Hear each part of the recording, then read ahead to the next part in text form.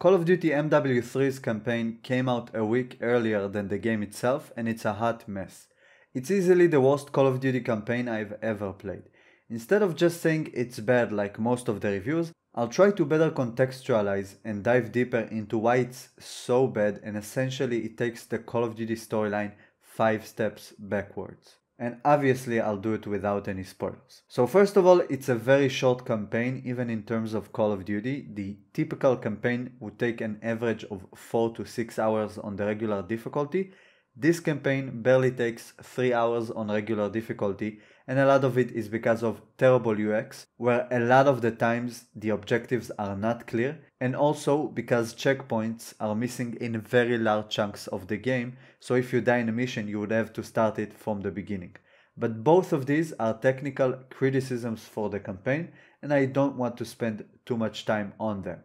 Usually in a typical Call of Duty campaign you can think of 1 or maybe 2 missions that could have been avoided and are just there to inflate the length of the game. I never thought I would feel the same for a campaign as short as the one in Modern Warfare 3.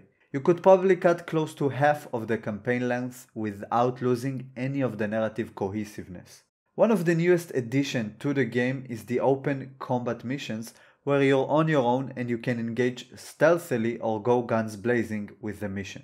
It's very open-ended in terms of how you engage with the game. Every year they have one of those missions, but this year the majority of the missions are open combats, and it has several glaring issues.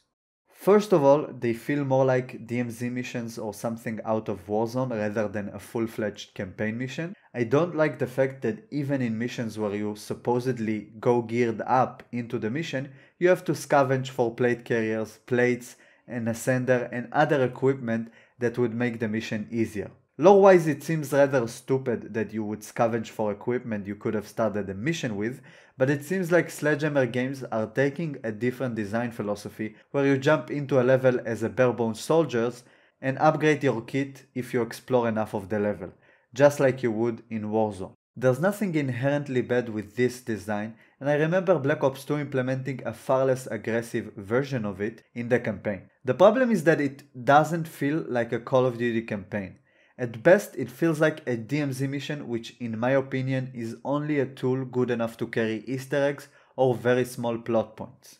The second issue I have with these new open combat missions is the fact that they undid 2 awesome things that were introduced in Modern Warfare 2019.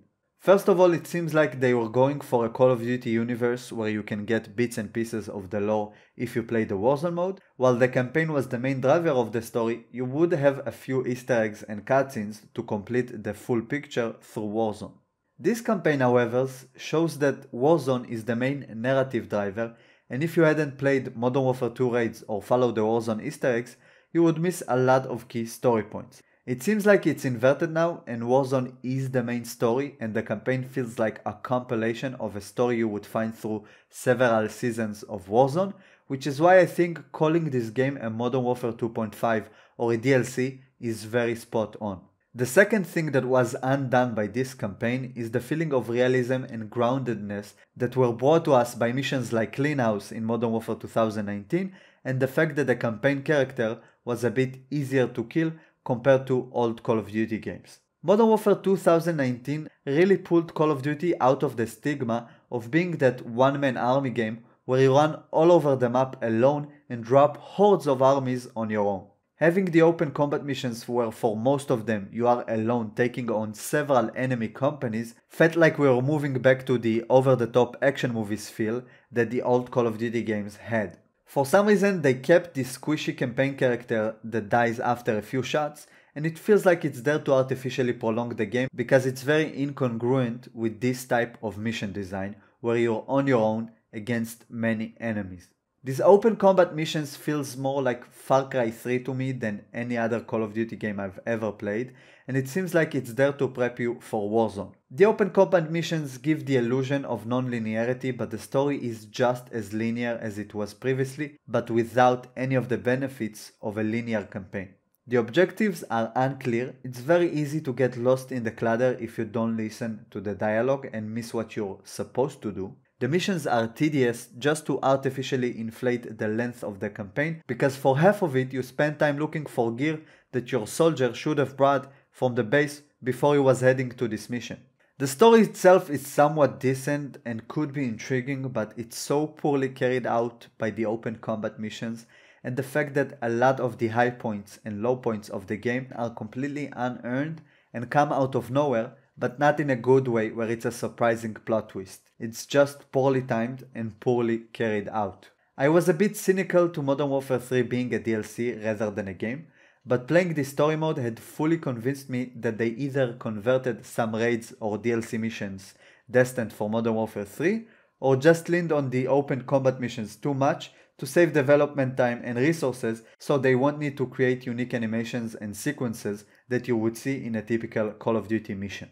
Initially I was just going to write it off as a meh campaign that is just not my cup of tea, but looking back at it, it was a very jarring experience and not in a good way. It's just a bad campaign. The worst Call of Duty campaign I've ever played, and that's without even diving into the more technical details. I think that in previous years where one mode would suck in Call of Duty, you would still have two other modes to justify the purchase. So if multiplayer sucked, usually you had a decent co-op mode like zombies and a campaign that was always, again, pretty decent. With the recent diversion of focus from multiplayer to Warzone, combined with the super aggressive skill-based matchmaking, it seems like both multiplayer and the campaign is going to suck this year. I think Call of Duty finally transformed and became the place to level up your Warzone weapons, and that's it.